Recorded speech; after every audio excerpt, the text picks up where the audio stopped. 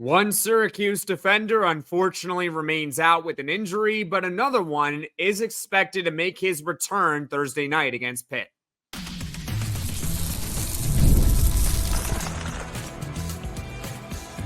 You are Locked On Syracuse, your daily podcast on the Syracuse Orange, part of the Locked On Podcast Network, your team every day.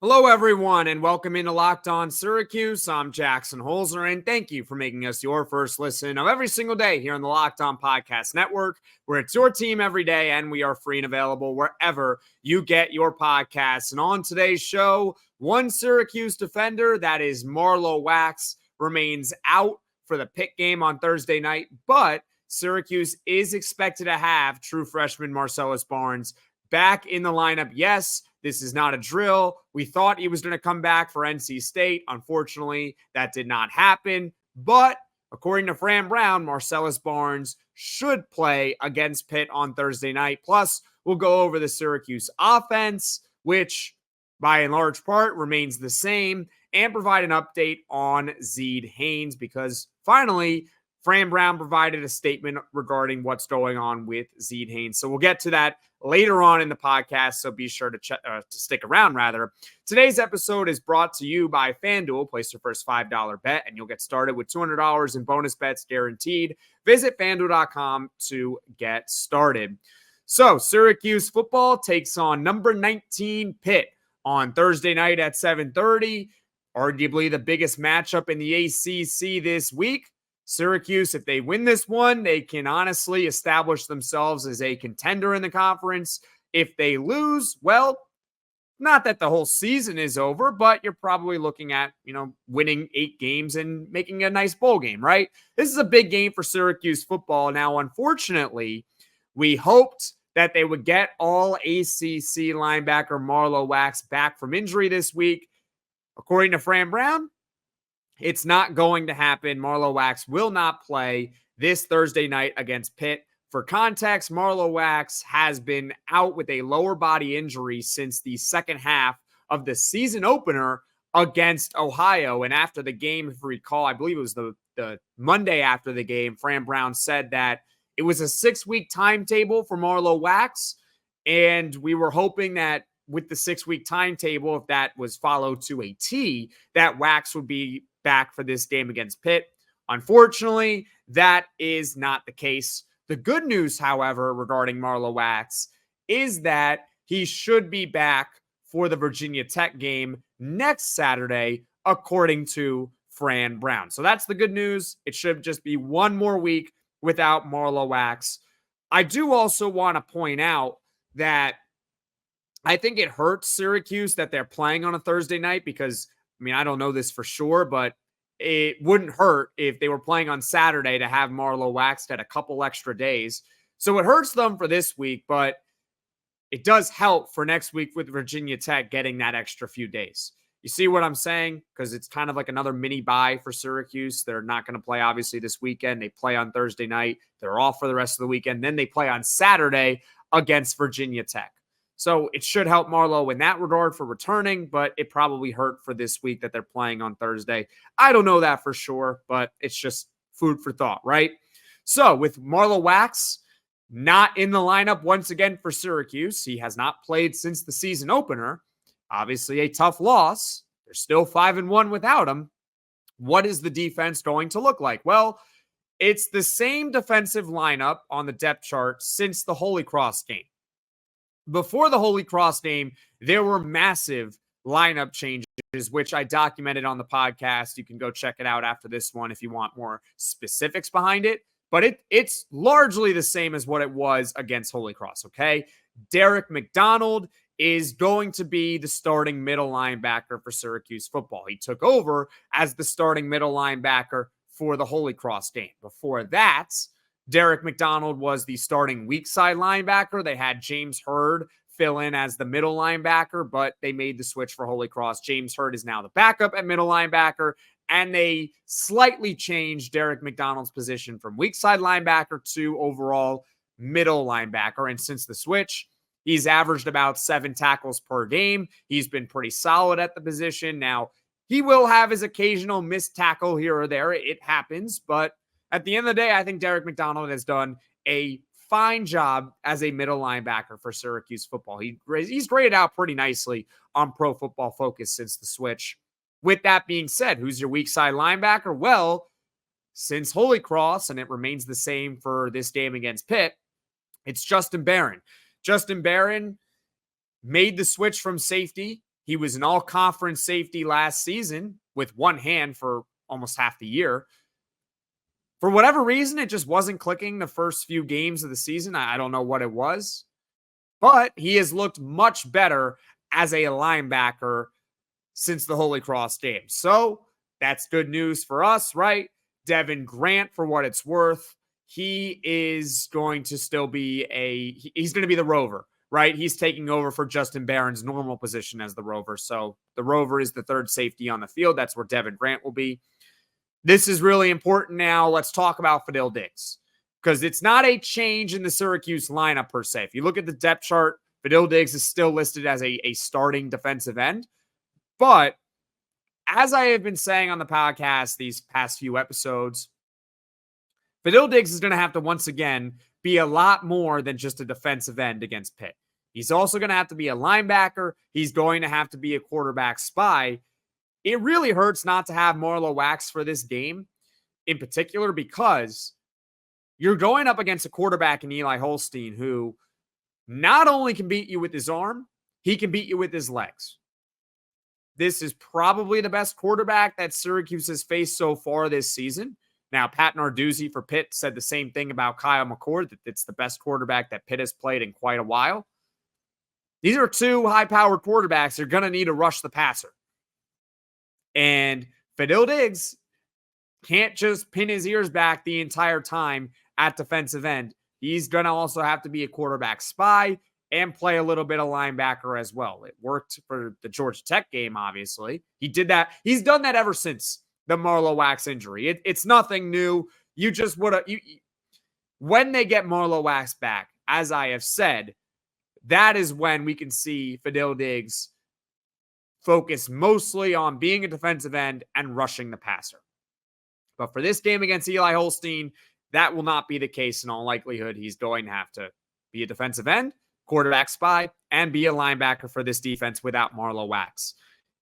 It would have been great, obviously, to have Marlowe Wax back for this game. Unfortunately, that's not going to be the case, and Syracuse football is going to have to find a way to have a somewhat solid defensive performance and shutting down this high-powered Pitt team without it.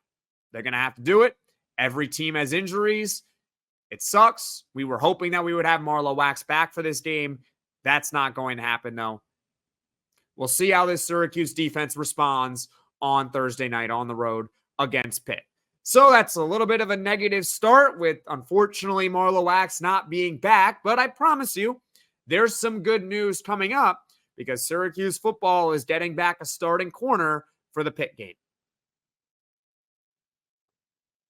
Hey, Locked On Syracuse fans, it's time to recognize the Roy Player of the Week. And so far this season, we've pooled over $20,000 to support players on Roy. Micro deposits lead to massive change. With the Roy app, you can direct your support to the athletes you love, ensuring that all funds go to the specific player you choose.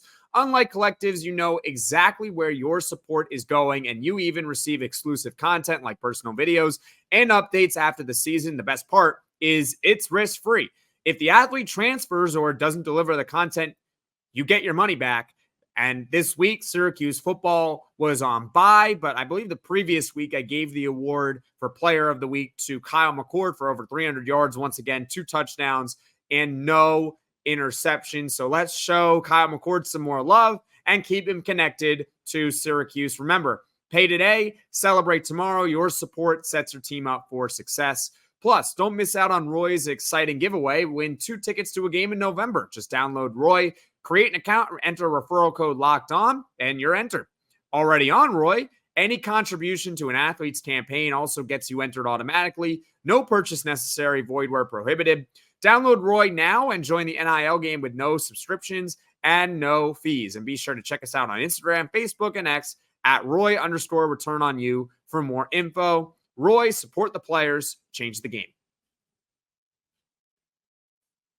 We got some good news now for Syracuse football on defense. They are expected to have true freshman corner Marcellus Barnes back in the lineup against Pitt on Thursday night. Fran Brown said, quote, that he is ready to go. That is some awesome news for Syracuse's defense. For context, Marcellus Barnes, 4-star recruit entering the season. He was arguably Syracuse's best corner and one of their top defenders the first 2 games of the year, but he unfortunately suffered an injury in the first quarter against Stanford and has not been back since. Now, we thought, based on comments and what we were reading online, that Marcellus Barnes would be back for the NC State game before the bye week.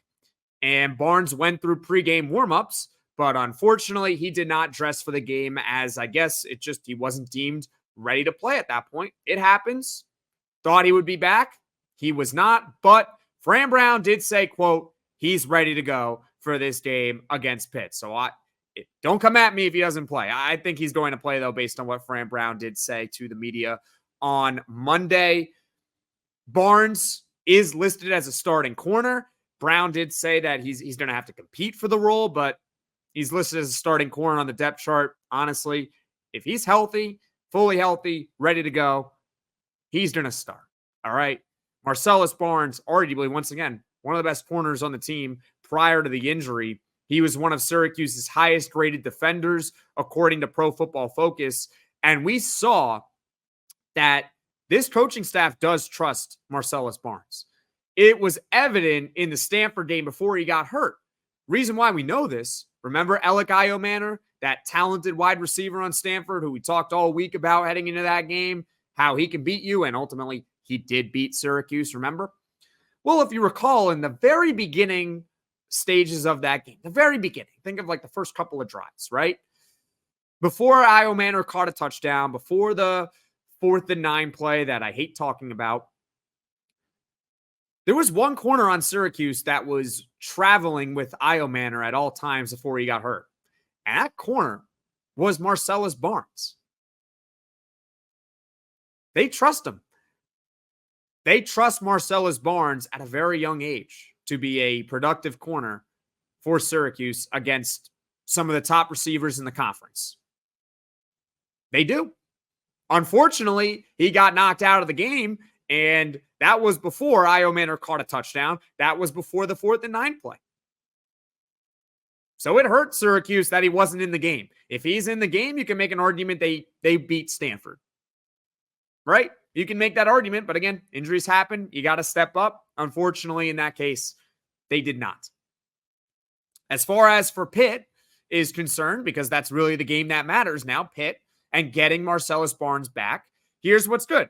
Pitt they have a great offense, but they have a very talented wide receiver in Konata Mumpfield, okay? Mumpfield leads Pitt in catches and yards, and I believe he's tied for the team lead in touchdowns as well, or receiving touchdown, that is, with 3. Mumpfield overall is 4th in the ACC in yards, and he is 4th in the ACC in yards per game. This is one of the more talented receivers in the ACC, all right? I'm not saying that Syracuse the entire game is going to line up Marcellus Barnes one-on-one with Mumpfield, okay? Not necessarily the case. But it does help that they get Barnes back. It obviously helps because at least throughout the game, they can stick a starting corner on him at all times. There's no reason really why a starting corner for Syracuse, unless unfortunately someone gets hurt, one of Lewis or Barnes again. We don't want that to happen. But as long as those two are on the field, there's no reason why one of them isn't on Mumpfield. At least you can throw multiple defenders at him, right? There shouldn't be a huge mismatch where Mumpfield's going up against a backup. That is the best part about having Marcellus Barnes back in the lineup. Could he travel with him? Maybe. They did that with Iomanor before he got hurt. But in all likelihood, it's probably more of like one's going to play one side, one's going to play the other side, him and Lewis specifically, him and Clarence Lewis. And whatever side Mumpfield lines up on, that's the defender that's going to guard him. That's if they decide to play man, of course. If they play zone, well, that just complicates everything, right? But if they play man coverage, their top receiver in Mumpfield is going to see, in all likelihood, one of Clarence Lewis or Marcellus Barnes, which is good because that means he's not going up against a backup. So the good news for Syracuse football, Marcellus Barnes, a talented true freshman corner, a 4-star recruit heading into the season, has not played since the first quarter of the Stanford game, is ready to go, according to Fran Brown, for Pitt on Thursday night. Huge addition for this defense, which, again, will be without Marlowe Wax. It's going to be all hands on deck against a talented Pitt offense. All right, so that does it, I believe, for most of the injury news, right? Marlowe Wax, Marcellus Barnes. Coming up, we'll talk about the Syracuse football offense, which, by and large part, remains status quo. Hey, NFL fans, you can start the season with a big return on FanDuel, America's #1 sports book. So when you get a hunch in the middle of a game, you could check out the latest stats, view live play-by-play, and so much more on the same page where you place your bets. And you'll get started with $200 in bonus bets guaranteed when you place your first $5 bet. And Syracuse football right now, if you check FanDuel, is a 5.5-point underdog at Pitt on Thursday. It makes sense considering Pitt is at home and they are a ranked team, but still, 5.5-point underdog, and their money line, by the way, is plus 168. We were road underdogs for the UNLV game, and it turned out pretty well for Syracuse, so hopefully we get the same outcome as we did for UNLV, right? A win. If you're interested in those odds, you can check them out over at FanDuel. That's FanDuel.com. Before we get to the Syracuse football offense, which I have been teasing throughout the show, remains mostly the same on the depth chart. I believe it's actually a carbon copy of the last few weeks on the depth chart. There was an update by Fran Brown on Zeed Haynes. Zeed Haynes, a transfer wide receiver from Georgia this offseason. It was him alongside Jackson Meeks, like the Georgia brothers, coming to Syracuse with Fran Brown, right? Because Fran Brown was at Georgia prior.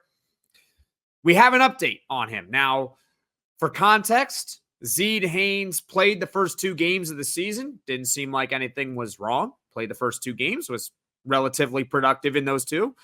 But he has not played since due to a family matter. Now, we finally have some sort of statement on what's going on, I guess. And this is coming from Fran Brown himself. I'm going to read the quote directly as well as post it on the screen for you right now. Quote, "He's not back right now. He's handling his family issue that he's taking care of. Everyone will know when he's back. I'm going to throw a party when he's back. Hope we have the opportunity to see him in the near future." Now, I want to be clear. I do not know what is going on with Zeed Haynes or his family. I just hope that everything is okay. He's been out since the first 2 games of the season. We haven't really heard since what's going on. We just know it's a family matter. We hope that he is back soon, according to what Fran Brown is saying there. But I do not know what is going on, okay? When I know, I know. When I don't know, I'm going to tell you, I don't know, all right? Just hope that everything is okay.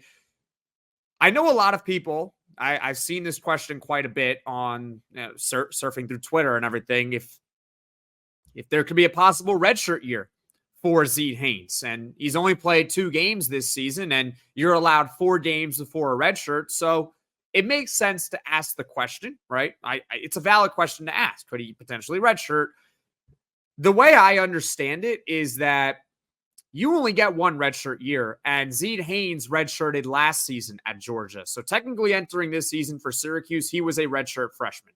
That means it's his second year of college football, but he is still considered a freshman, which means he's got 4 more years. So counting this year, he would have 3 more years after it, right? You can only get another redshirt year if it's for a medical reason. That's why sometimes you'll see a college athlete in his 6th or 7th year because they get injured. And if you get injured within the first 4 games of a year, you can use that year as a redshirt. Regarding Zeed Haynes and his situation, I don't know the extent of the situation of what is going on. All I know is that if there's going to be a redshirt involved here, there's got to be something medical. I don't know if that implies it has to be Zeed Haynes or someone within the family, but that's the way I understand it, that you only get another year if it is a medical reason. And so if there is no medical reason involved, then Zeed Haynes, unfortunately, will not be able to use a redshirt year for this season because he used it last year while at Georgia. I hope that clears up a little bit of some questions that you guys might have on what is going on with Zeed Haynes, okay? Just hope that everything is all right at the end of the day. Back to the offense in general, I have said, really no changes. That is honestly what it is. When you look at this Syracuse offense and you look at their depth chart for this game against Pitt. The starting quarterback, is still Kyle McCord. No shock there, right? LaQuinn Allen, Yassine Willis are still the top two running backs, with Will Nixon, the Washington transfer, unfortunately out for the season with a foot injury. Tough. Hope that he's okay there. Going to be a tough recovery, but wishing him all the best. Top receivers, they are still the same. Jackson Meeks, wide receiver 1. Umari Hatcher, wide receiver 2. And the starting slot receiver is Trevor Pena. Now, we did get a positive update, I believe, for Emmanuel Ross, a true freshman wide receiver. I believe he's working through some sort of injury, but regardless of whether he's healthy or not healthy, I wouldn't expect him to see the field all too much. Same thing with Justice Ross Simmons. He's back from injury, but almost like a Wally Pipp situation where some guy that they're all playing really well. There's no real reason to change the lineup around, right? He's going to have to earn his way back, or someone's going to have to play their way out of being a starting wide receiver for one of those guys to crack the top 3. So those are the top 3 wide receivers still. Jackson Meeks, Amari Hatcher, Trevor Pena, no complaints. Tight ends, they are still Aronde Gadsden and Dan Villari. No surprises. No surprises. That's good. Offensive line has not changed. Offensive line is going to play a critical role in this game against Pitt. And obviously, it's the offensive line. They play a critical role in every single game. But specifically against Pitt, why it matters is because we documented it on Sunday's podcast. If you missed it, be sure to check it out after this. Pitt, on defense, their biggest strength is rushing the passer. I believe what I said on there, they're top 5 in the ACC in sacks. They average 3 per game. And it doesn't just come from one player. They got multiple. They got like 6 players with at least 2 sacks this season. It's a tough pass rush. The offensive line is going to need to hold up for a little bit. Now, we know that Syracuse's offense is very It's quarterback friendly. It's also offensive line friendly because they're getting rid of the ball very, very quickly. But still, you got to be able to hold up for a couple seconds. This offensive line, which on the depth chart remains the same as prior weeks, is going to have to live up to the challenge against Pitt on Thursday night. Overall, when you look at their offense, once again, no excuses. No excuses to not have a terrific performance against Pitt. I get it. They're on the road. I get it. They're a ranked team, but Syracuse and Pitt are very similar. These are 2 high-powered offenses with defenses that are suspect. That's just how it is. You can go look up the totals. They're both in the 60s of total defense across the country. They're both in the top 15 in total offense across the country. They're very, very similar teams. One is 6-0. One is 5-1. Hopefully, by the end of the game, there are 2 6-1 teams because that means Syracuse won the game. All right. No excuse for this offense not to have a big game with seemingly no changes on the offense from the previous weeks. All right.